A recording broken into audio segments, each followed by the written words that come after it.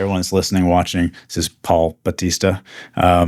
Officially met last week. Well, before that, actually, I guess earlier this year. Yeah. And then had dinner the other night. And there's a part I really want to dive into that's very intriguing to me, like the background, some politics coming from Venezuela, family moving from there. But before we get into that, elevarconsulting.com is your business consultant. You've been doing this for a long time. Yes. So I'd love to hear more about, I think we even skipped the business talk and just got right into you're from Venezuela. I want to hear all about this, how you got here. But tell me something about Elevar Consulting. Like, who is it you worked with? And Sure. The Venezuelan part, it's actually also part of the business story, because you get sort of centered in what you want to do. But so what we do, and I'll describe it as my daughter calls it. It says business doctor. My dad's a business doctor, which is funny when she said it. I like that. Yeah. So what we do is we work with small to medium-sized businesses. So between even 1 million to 60 to 100 million, kind of that's the sweet spot. And our idea is that we help businesses in a holistic way. And I know that word is a buzzword, but we help not only on the business engineering to working on the business, but also in the culture, how to change, systematic change. So we reach everybody through that lens. Gotcha. And so what does that look like when you're working with them? Are you like working long-term or short-term or? Yeah. So there's always a period, depending, we would like to get to know what the client or the business needs. And we focus on that first, just understanding like the discovery process. And then we have an intense period where we want to get to certain places, and then we leave and have recurring checkups with them when we set up these systems in place. And then the whole purpose of what we do differently, besides joining the therapy aspect, which we can talk about it, is that everything is centered into profit, and we have pillars around it. And I first start saying what profit is not a dirty word, because it's also, people say profit, you feel like you're greed and all that.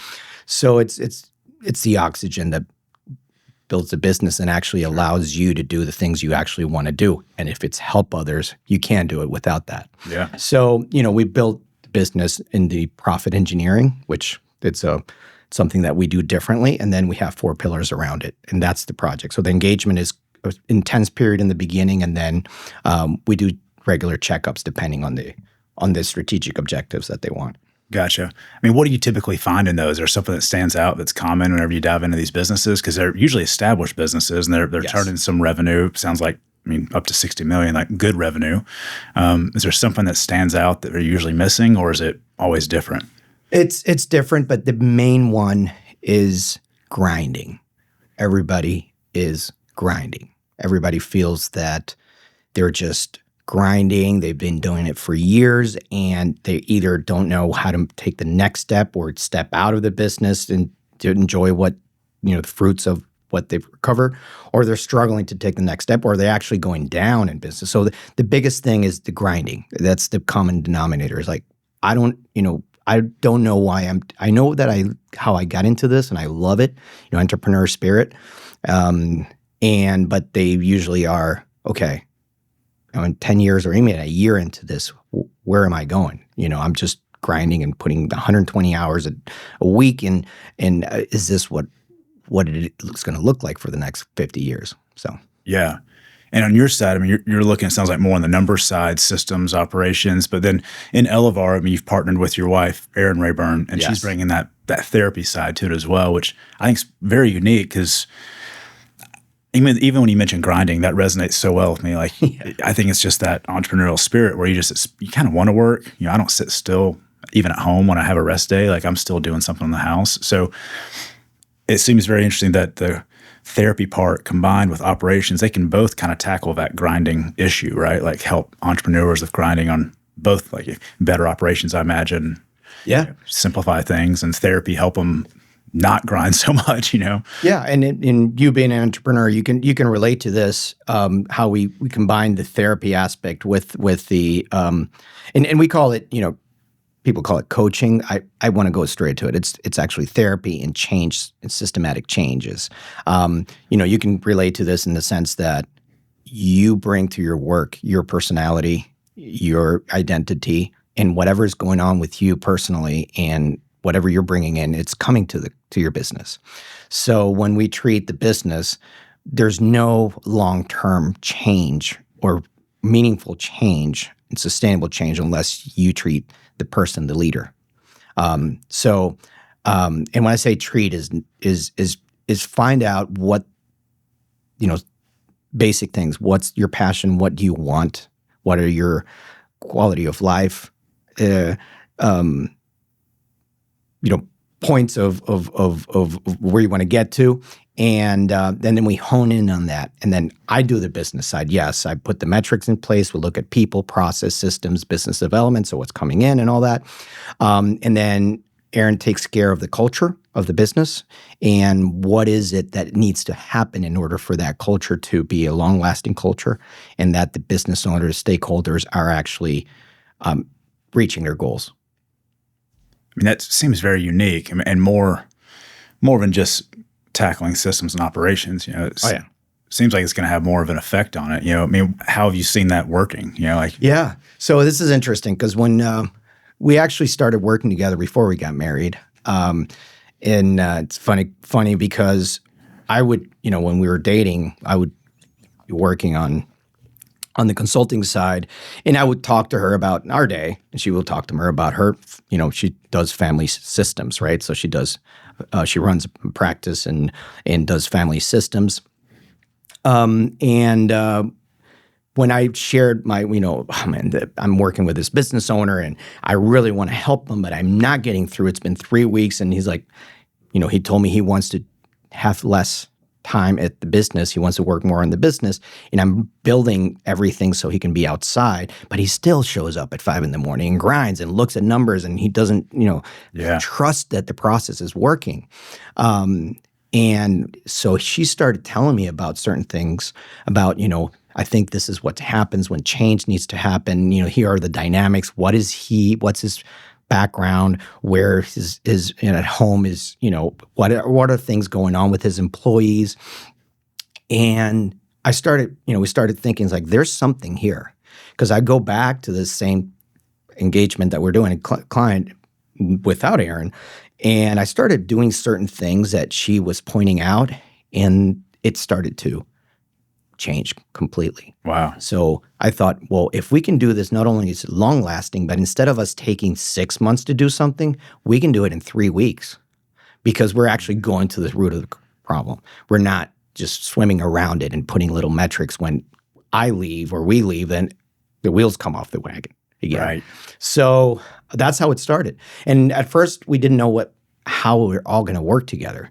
So our first engagement was with someone that we knew that needed help, and we're like, it's like, can I do this for free to see how this works?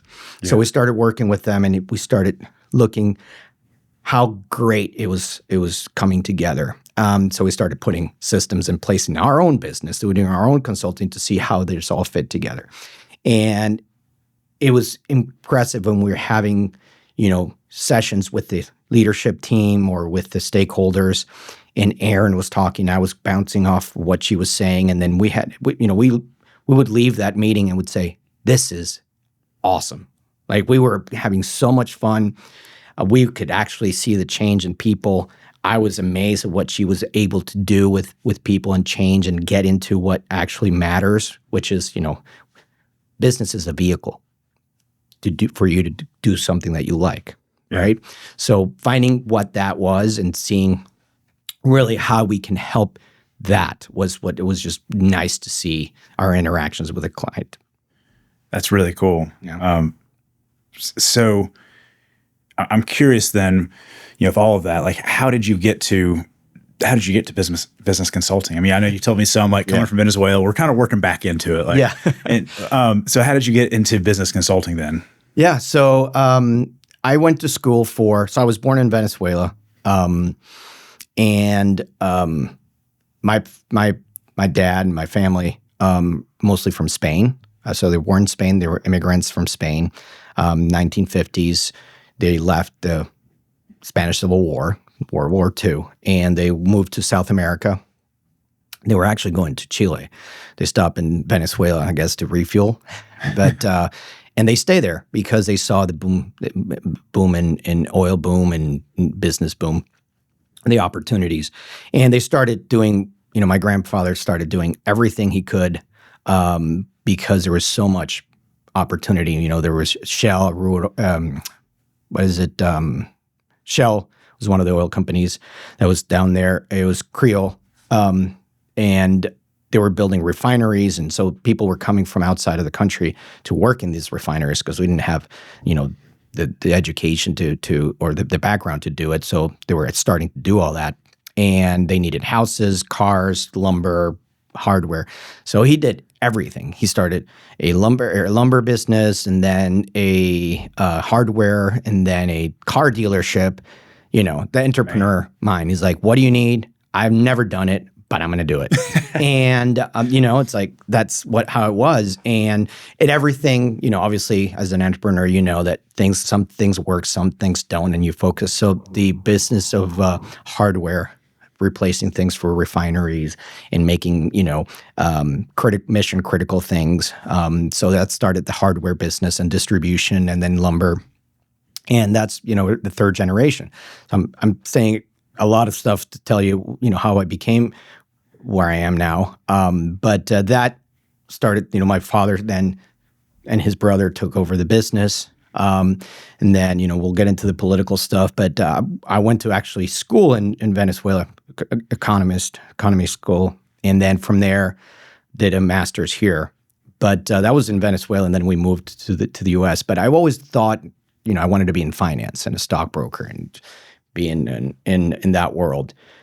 And very early on, I had somebody that told me, it's like, I think you are really good at business development, sales. Back then it's sales, now it's business development. But and I thought about it. I would help in the family business. I worked since I was 5 years old, putting things in shelves or picking orders, and then I got promoted to go into the office when I was older, and put accounting things into the computer, and then started working in sales.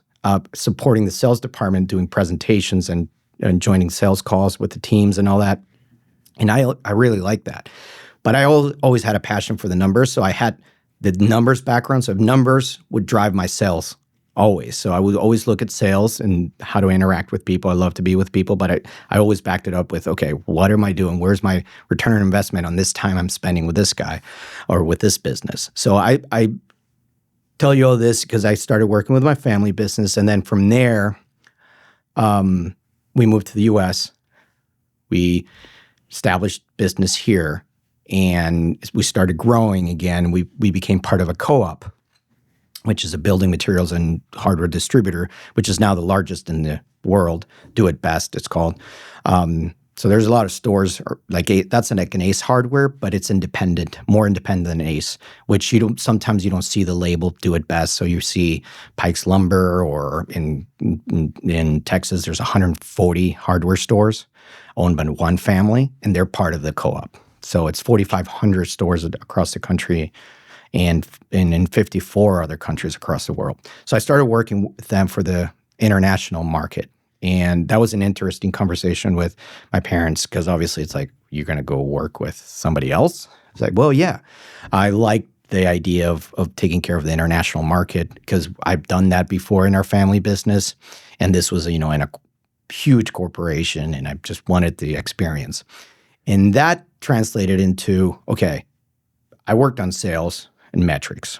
And we figure out quickly that you can only sell so much to the business, independent business owner.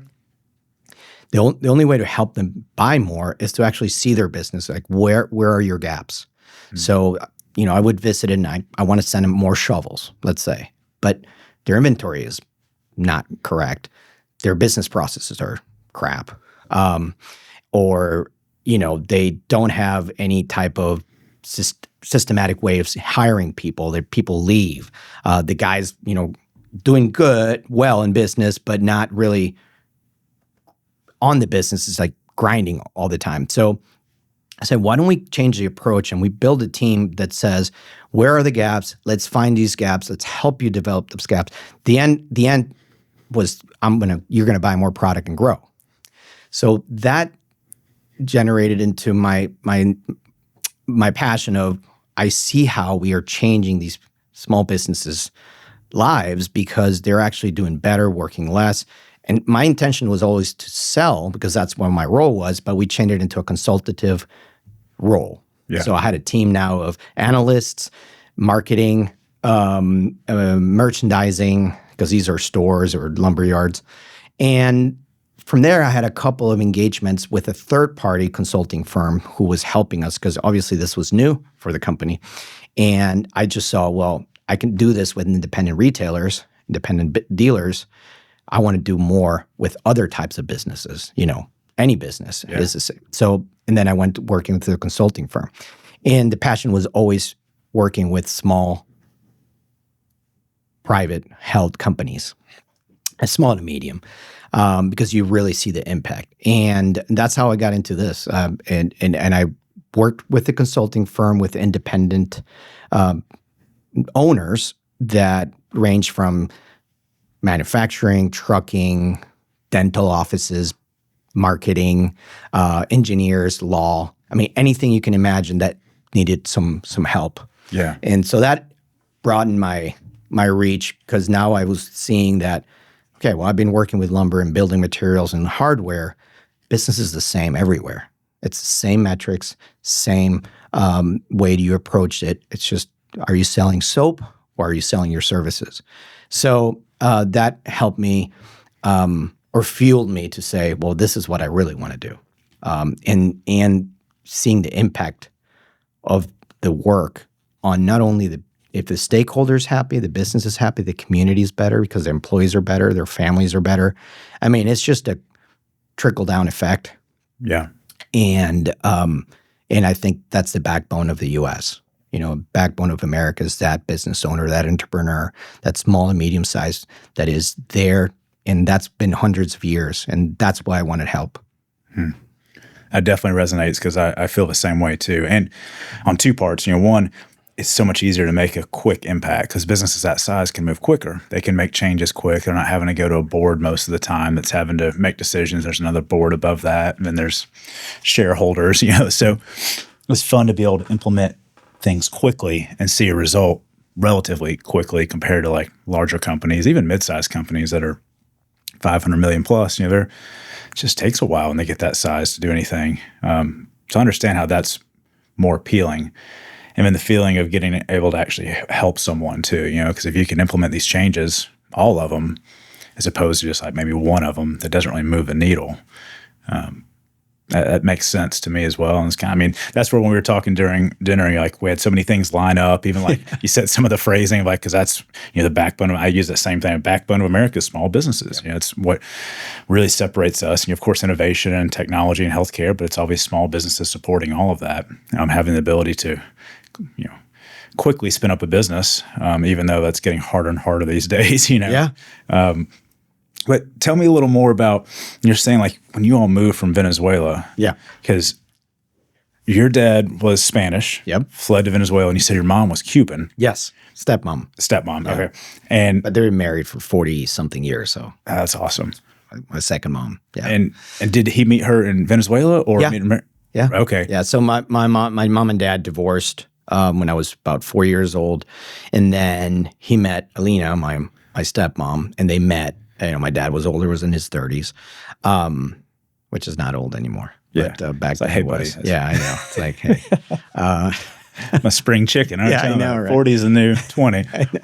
But so yeah, they met there. My stepmom is actually an economist, and she was working in a treasury department for a huge company in Venezuela. So she's really good at that part. So I kind of, not by blood inherited that stuff, but I was exposed to a lot of that. So yeah, they met there. They actually, my stepmom, they fled Cuba when Castro got into power. They already knew that was not going to sound good because he didn't get into Cuba and say, I'm a Marxist-Leninist. He sold it as, we're getting Batista out, no relation, by the way. And, and then, we're supporting this empathy, right? We're going to get people what they deserve and, all these things.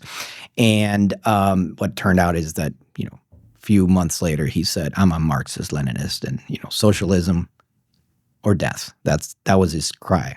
Yeah. And literally, socialism or death. Yeah. Well, socialism, country, or death. That's what he said. And obviously, my step-grandpa, if you want to call him that, he worked in the Royal Bank of Canada. And he knew that something was not going to be working well once he took power, and he asked for a transfer to anywhere in the world. He actually got transferred to Puerto Rico just before all that stuff. So he actually was able to flee. So it's been a history of fleeing. That's the part that's so fascinating to me. Like you have, what, 2 generations? Three generations of fleeing. That is unbelievable. And then successful throughout of them. Yeah, well, that's what, yes, I would say that I am so grateful and thankful for the foresight. I don't know what it is in the genetics or of an immigrant fleeing, hardworking and entrepreneur-minded, fleeing when they see that things are not going to be turning. And I find a lot of people that have that have been able to do that. So that's another study. Like it's interesting to see what actually triggers that we're going, because it's hard to make that decision. Yeah. So they've been successful, thankfully, and not only in what they do, what they've been able to do, but also the timing.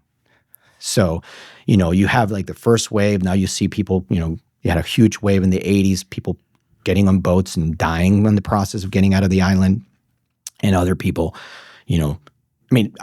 all these different faces of a tragic story, right? Yeah. And then just the timing where you say, well, I'm going to leave now when I can, and with the best foot forward, So that's another curious thing. I don't know how that is happened. Yeah, to not lose.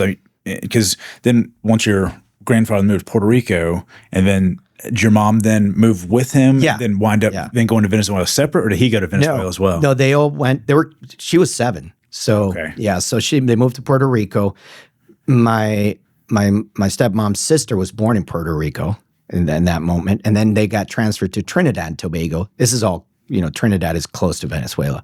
And then from there, that was a huge change from, Puerto Rico, so, Cuba, but Trinidad and Tobago is, it's an English, it was an English part of the United Kingdom. And then they moved back, finally to Venezuela, along with a lot of Cubans too.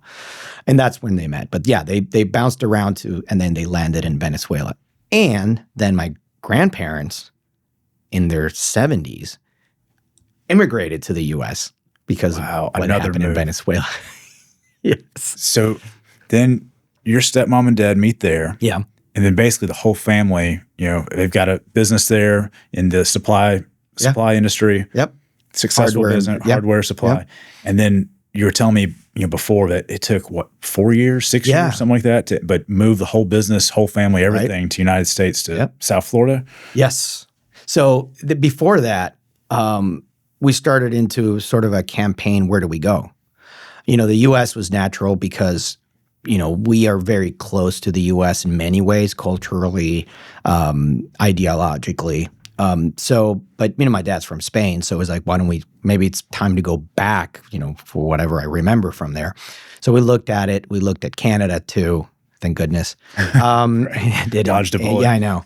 And Spain too, and Europe. And then we're like, we're going to start doing business in the Caribbean islands. We're doing export business from Venezuela, but it started getting more difficult. So we said, why don't we set up Miami? Everybody in the islands goes to Miami, right? For purchasing, for business, and tourism. So we said, let's set something there and start moving our operations to Miami.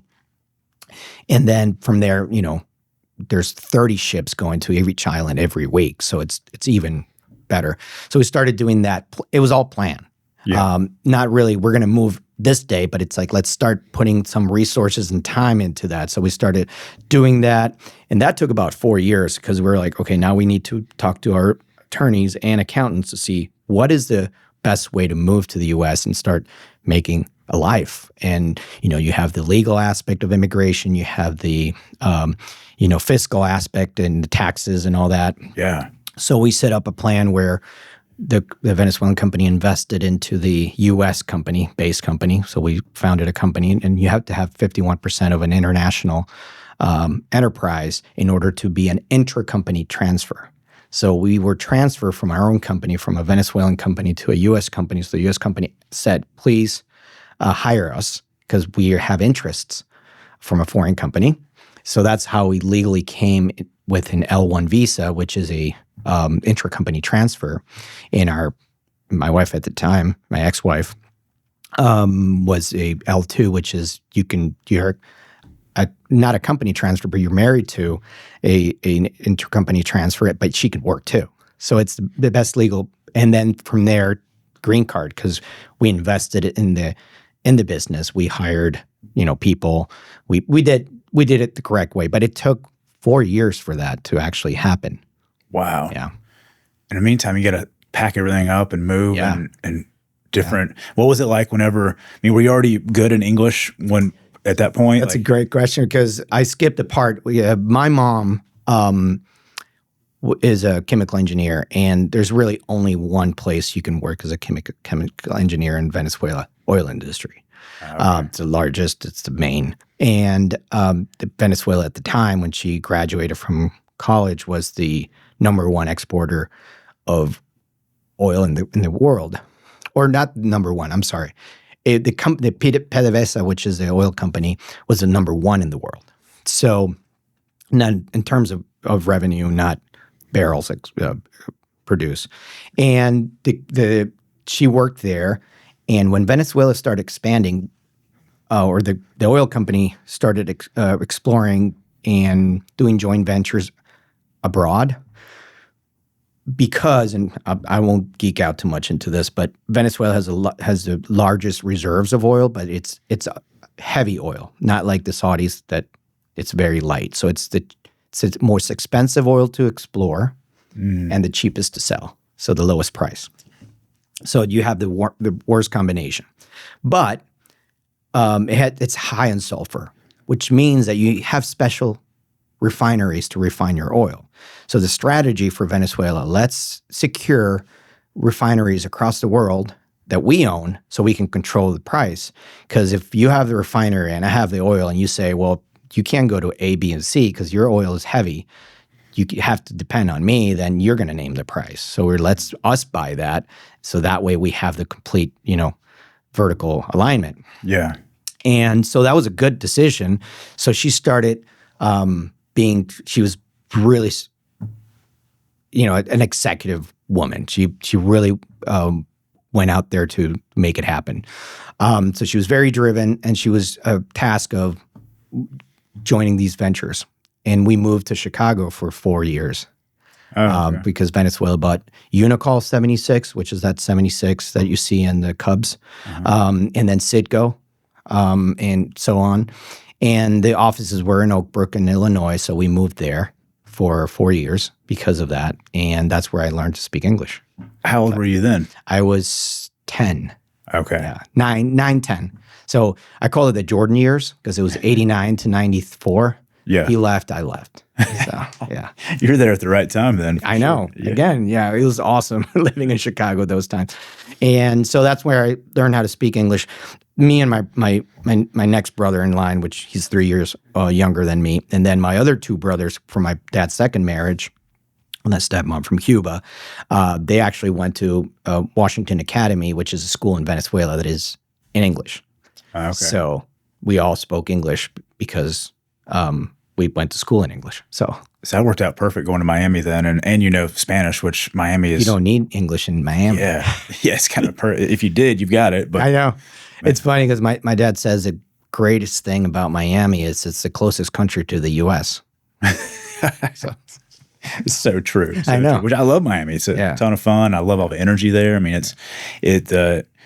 told you that story where I went over to Cuba and experienced that probably 10 years ago that's firsthand. And that was wild to see. Like, you hear all these stories. Like, is it really that bad? Or is it just propaganda saying that's that bad? And you get there and it's like, no, it's really bad. Like, you could see how it was before the embargo. It was once nice, all these previous hotels, but they have not really been updated in 70 years now, almost 70 years. It's crazy how everything's just falling apart. But then you have all the top leaders with barbed wire armed guards around their mansions, and they're living life just.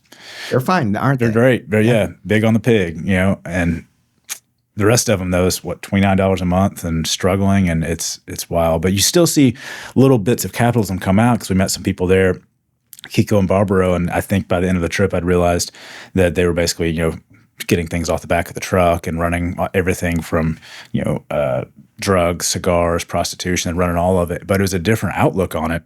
Like, they were just feeding their families. It wasn't something where it was like they're breaking the law it was like, we got to make it survive somehow. They're all like really good people, great people, and I remember Barbaro, he was 52 years old at the time.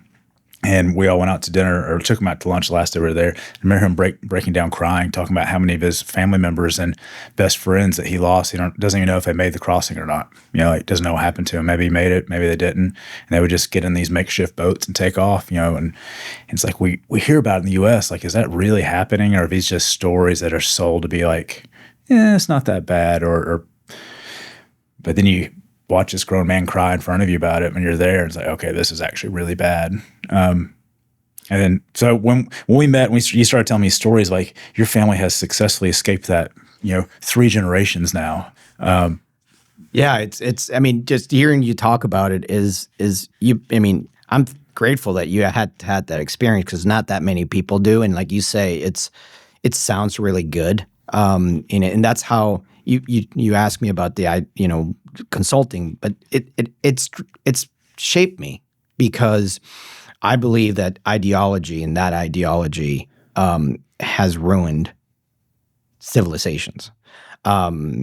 It's different in centuries, but it's the same one. And what's in the latter years, the past century and this century is still alive. And when you say about the capitalism that you could still see pockets, that's because it's natural.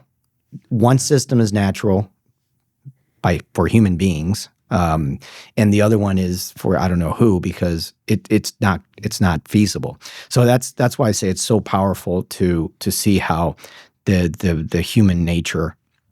I say capitalism is a human system because it's run by what preferences. Like we talked about preference and scarcity. It just no matter what you put on them, people are going to find a way to do business. Yeah. Call it whatever you want, feed their family, but they're going to try to cut regulations or whatever it is that is there.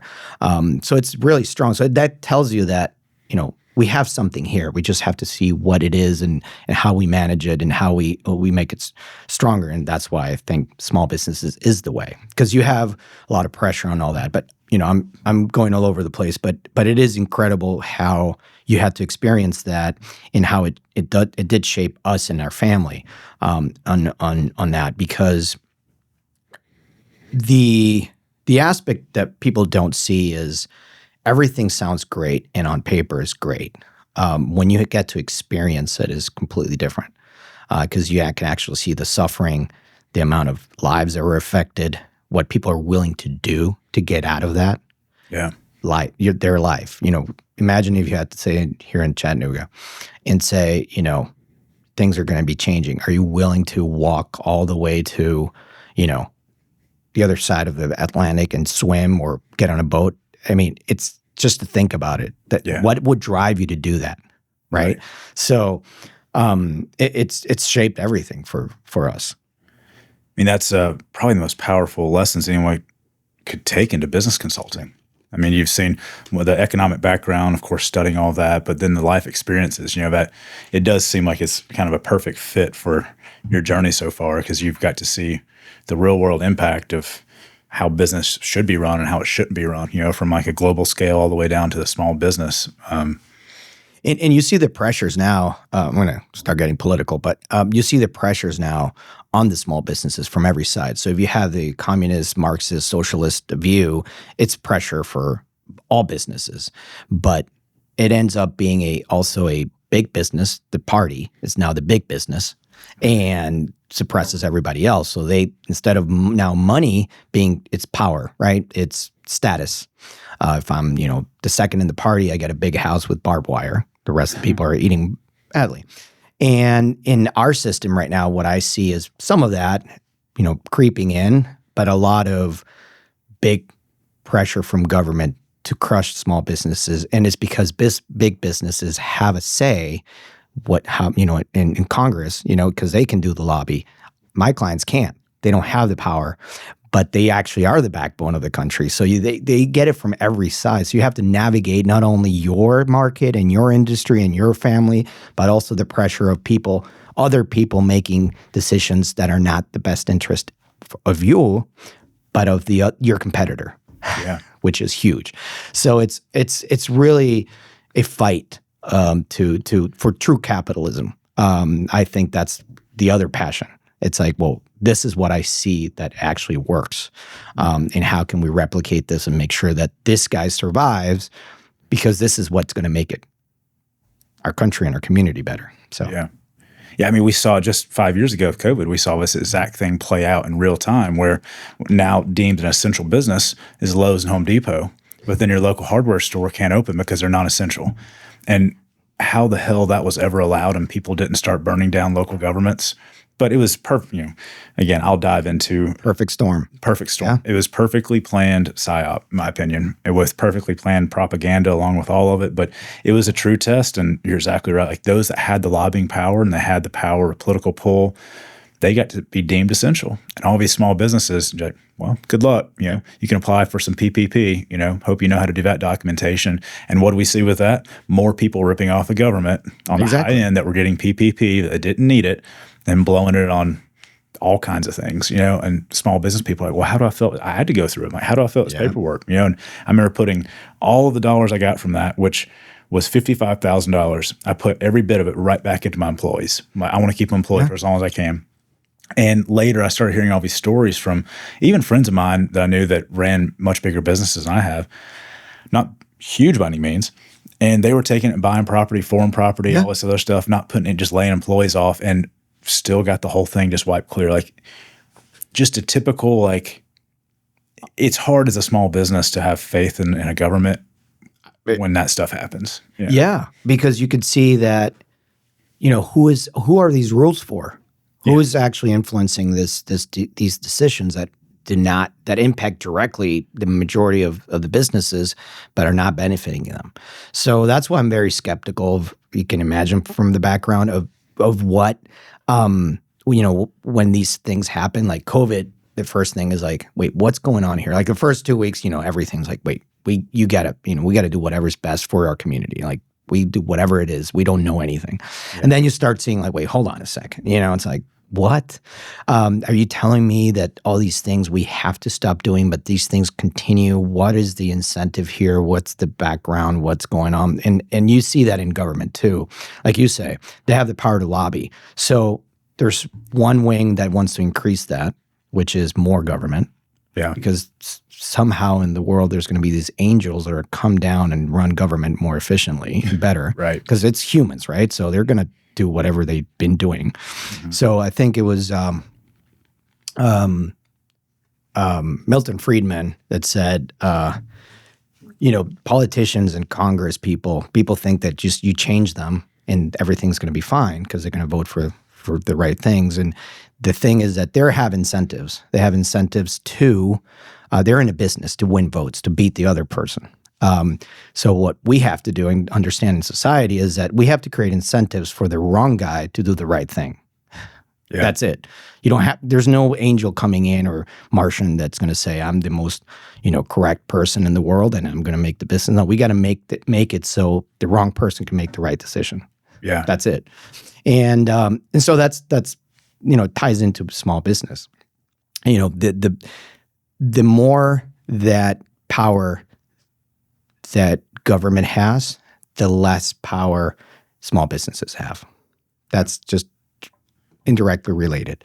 And it's like you said, the law of unforeseen situations, and unintended consequences. Oh, I'm going to make this regulation. And nobody measures what's happening with that, and typically stays there for longer than you needed, more time, more bad effects, and then your intention was good, but you never measure what's out. An example that I always see and I talk to my clients about is in Arizona, New Mexico, about 10 years ago, or 20 years ago, where they brought a law to the governor and say, people are not walking their pets enough. And it's true. I mean, you're empathetic. I need, a dog all the way in your apartment for 3 weeks is not humane, or not humane, but you know what I mean. Yeah. And so there was a bill into the governor's office that was approved by the state Congress saying that, they would be fined if you don't walk your pets a certain amount of times. Like, who's going to audit that? Yeah. So now you're creating pet police. Like, what's the effect? So the effect is millions of dollars that somebody may now do a business off, just living off government, to do a good thing, which is check that pets are being walked. Right. So nobody stops and says, this is ridiculous. Like, what are you doing? Yeah. So a good intention, it's like you get the buy-in because, of course, why we're not going to make pets walk. But then it's the effect, the unseen effects or unintended consequences of that is brutal. It's the complete opposite of what you're trying to get. And that's, in my opinion, that's government. Yeah. In every aspect.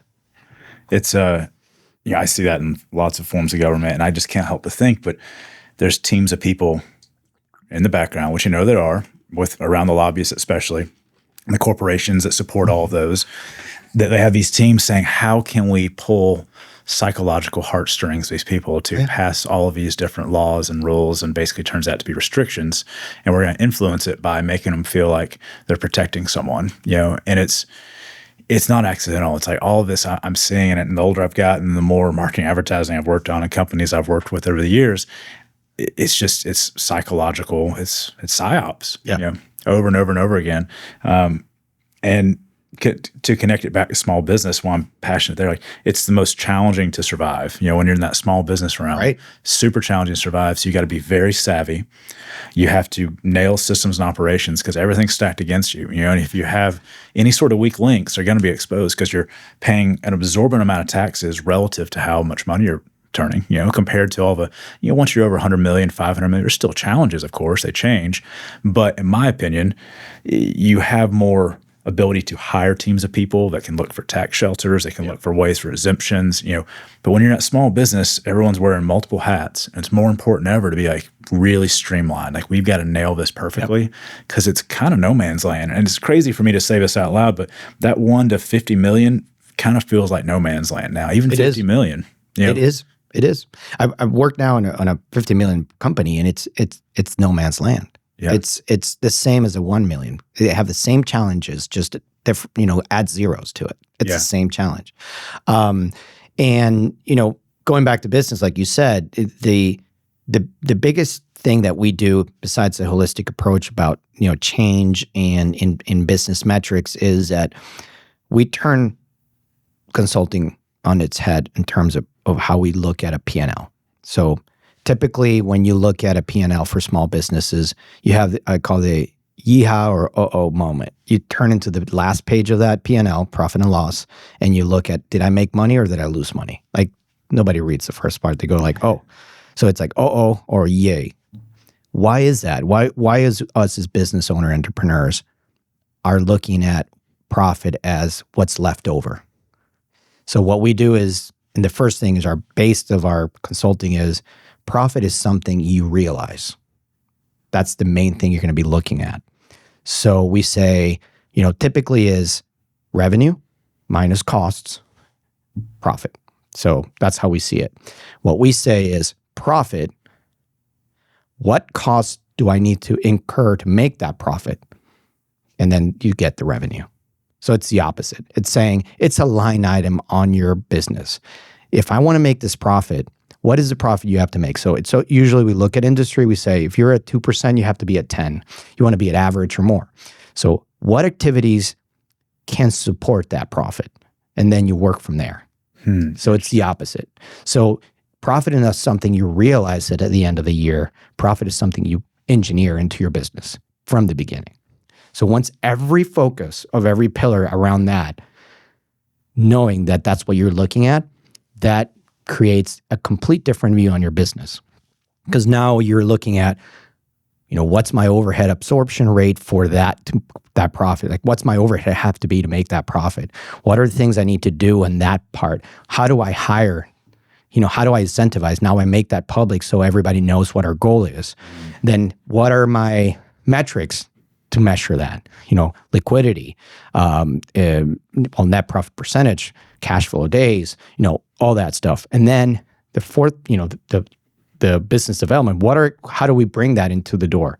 What are the revenue things? How do I quote? How do I price things? Yeah. Because now you're like, okay, perfect example is this. And tell me if I'm just going too deep into this. No, it's great. Yeah. Let me give you an example. So you have a business that it's 10%. We want to make 10% of profit. And you make, glue sticks. And you've been trying to get into a big store, Walmart, but you don't have a price to do that. But if you know what your profit is, and you know what your break even is, and break even is something that is realized in time. Break even is a goal that could happen in any time. Now you know that you can price that job to Walmart, knowing that your profit and your overhead, what your overhead is and your profit is. So you can say, I'm going to price it covering my overhead, so I get my overhead priced and paid for the full year. Now every deal that I make after that is where I make my full profit. So if you look at business that way, you make decisions on certain profit centers that just turn it into its head. So you now are managing the business in a way that, that you could actually not be in it and trying to figure out what the heck you're doing or how, we can't work with that. Why can't you quote this people? Let's look at it. What's the price you got to be at? If this is your margin, what's your overhead to cover everything? If you have one deal that pays for all your costs for the year, why not do it? Do you have to be at that margin in that time? No, you make that decision, but now you know that the rest of your business that you've done in the past is all profit. Gotcha. So if you change the way you see those things and we show them how this is done, it changes people. Now I can go after these other bigger deals because I can be strategic about it because I know my numbers. I know what this means. I know I'm going to need to make this number. So anyway, so that's the kind of the way, and it's only possible in the system we live in because you can't do it in Cuba. They're doing it in the streets, whatever falls off the truck, right. And they're doing it there. They're making it in their heads, but there's not a systemic way of doing it. So if we have a system that can support that, that's the biggest way we can fight. And the corporations, the lobbying, all that. I think that's what we're trying to achieve in the bigger scheme of things. Yeah, it's very interesting. It's like a thought shift on how you perceive those numbers, what you do with the P&L. I hadn't really thought about it that way, but what does resonate for sure with me is each business trying to understand how to price their products or services. Right. And it's something that we have a challenge with, and we struggle with as well in my own business. And it's one thing I know for sure is that commoditized pricing where it's the race to the bottom, like no one wins. Right. And so that makes sense if you work kind of from it backwards, right? Knowing that these are the minimums we have to get. Yeah.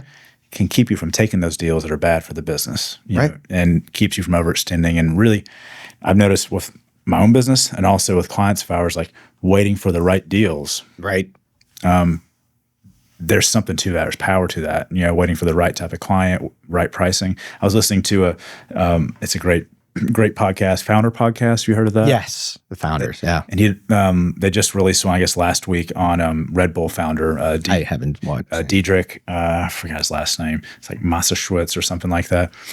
Very fascinating. I definitely worth. I'm going to go listen to it again and just take notes on it more. But when they released that, they created their own product line, basically their own market, because energy drinks didn't exist then. Yeah. They had to get it passed by the EU, and there's all these challenges with even getting it sold in Austria, where he was from. And long story short, it came out as $2 a can, which that was in the 89, 88, something like that. So it was radically more than soft drinks at the time or anything close to it.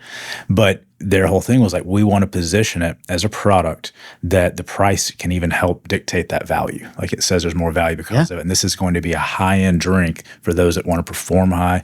And it was one, they weren't going to take less. They set on that, and this is what we need. And then it also wound up building the brand more because then it positioned them as like, wow, look at this. The can looks different. The whole thing was brilliant, but it took into play what you were saying. Like, this is what we need to get for it. We're going to demand this and stay there. And obviously it wound up being very successful. Very fascinating individual. On a side note, I definitely listen to that podcast as well. I will. But I'm fascinated with Red Bull because I have heard some of the stories, especially when the tasting tests were out, that everybody's like, this is awful. And then, all that story I know. In fact, I actually went to the headquarters in Salzburg, Austria. Oh, cool. Yeah.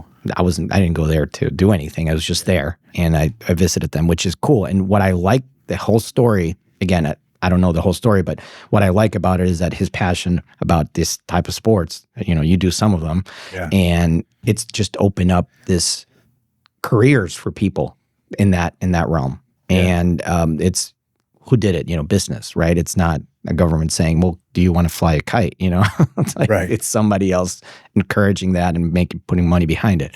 So that's, that's part of it. But I will listen to it. I'm fascinated about, story of businesses. And that reminds me of, when my family business, one of the joint ventures I had is Benjamin Moore Paint Company. And there's a lot of locations and hardware stores that have Benjamin Moore as their paint store. And Benjamin Moore was independent. They're not in Home Depot. They're not in Lowe's. And Warren Buffett's company bought it out about 15 years ago. I might be wrong on the date, but it was a while ago. And everybody got worried. Okay, here we go. Repackage, put in all the big stores, Walmart, just whatever. It's not going to be exclusive. Yeah. And I went to the reveal when he went into the stage and talked about the merger or the acquisition. And he said, I don't know why everybody's worried about. I heard that everybody's worried. We are a premium brand that has diversity of colors. We are a premium brand. And what we're doing is making it more. We're doubling down on the differentiator. So we're not making it, we're really good at this. So that opened up to people like, well, I don't have to be everywhere. I can have my market if I know what I'm good at, and we actually are going to make it better and more different. So that was, that's another story. It's like, you don't, to make it big, you don't have to be in everywhere. You just have to have that niche. But what is your goal? What do you want to be in your business? What's your identity? And so all that stuff plays out pretty well, because when you have these conversations with small business owners, it opens up like, okay, how am I thinking about this? And sometimes these engagements take 3 or 4 days of thinking, talking without even looking at anything. It's like, what is this for you? And I challenge them. Do you want to see your grandkids? Do you want to see your kids? Well, what is it that you want to do? Do you want to make shed ton of money more? Like, what is it? And typically it's not a shed ton of money. It's they want to make money because they want to have time, or they want to retire, or they want to buy a boat, or they want to have a legacy. What is it that you want? And then we do everything around that. We build a plan around that. Yeah. And that sounds, probably for those that maybe haven't gone down the start your own business path, that could sound a little like, well, duh, why don't you just start there? But what may sound obvious, I've seen where most of these small businesses, it's usually an individual that's good at whatever they're selling. Exactly. They became good at a certain service, a trade. They happen to have knowledge of a product, and they were good at putting the product together. And then a lot of times they just, especially if they're growing organically from the ground up, they've been very good at doing whatever it is they're selling. But then all of a sudden they have to turn into like a business owner and run a business. And a lot of those things that you mentioned, all right, well, what's our end goal? How do we get there? Let's stop and look at that. I mean, I've struggled with this, because computer science, I'm a programmer by, it's what I dropped out of school for, to go race bicycles, another story. But, I knew how to build websites, and then it just turned into, all right, well, now I got to make a business of this. Now I got to hire employees. Now I got to scale this. Now I've got to, try to scale this. And what are we put pricing at? How do we compete? How do we position? Yeah. So I could see how so many business owners even when they're doing tens of millions of dollars a year revenue, are still kind of caught in that funk of, all right, I'm really good at doing this, but then how do I step back and get help to really get it all planned out, and build a strategy and make it stable? Because stability is super hard, even at 50 million, super hard to be stable. And you have to keep growing at a certain pace, even if it's to keep up with inflation. So you always have to keep growing, even if it's 1 or 2%. Like you say, that's stable, which is for an entrepreneur is always growing. Yeah. That's stability. So you always have to be challenged and all that. And you said something that in terms of when do entrepreneurs run into where do we seek help, or when do we seek help, or what do we do? And it's typically where you see that. We ran, because I consider myself an entrepreneur too. I mean, I'm a diehard entrepreneur, and I say, you reach this point where you're doing the same thing and getting the same results, and it's that inflection point where you took your business to where you could, with the talent, incredible talent that you have in doing what you love and doing what you're good at, and then it's like, well, what do I do now? And that's everybody reaches that spot, and it's how you react to it and seek the help that you need. Because sometimes we say, well, I've done this the whole time this way. That doesn't mean that's the next 5 years you're going to have to do the exact same thing, So there is a point, and it's finding that point that is the biggest challenge for entrepreneurs. You asked me in the beginning, what do you see most? And that's another thing. Knowing when that moment is our biggest challenge. Because you're like, is it when I'm starting in 1 million? Is it when I'm starting with 10 employees? Is it, I'll need help when I'm at 50 million? I'm like, well, you may need it when you're at 500,000, So it all depends on where that point is, and it's finding that and recognizing it. It's like, it sounds like therapy, but it is that. Yeah, exactly. Yeah. Business therapy. Yeah, it is. Right. Well, if someone want to reach out and contact you, it's elevarconsulting.com. Yes. Yep. Best way to get a hold of you there, and website. And you can see us there and look at us there. And if you want to talk about politics or anything else about Venezuela and how things look alike in some certain ways that we have to be careful not to get there ever, please reach out. I'm more than happy to talk about it. Perfect. Well, Paul, thanks for chatting with me, and probably have some more coming in a future date, because I could deep dive in this stuff and geek out all day long on it. So, yeah, thank you. Thanks for having me.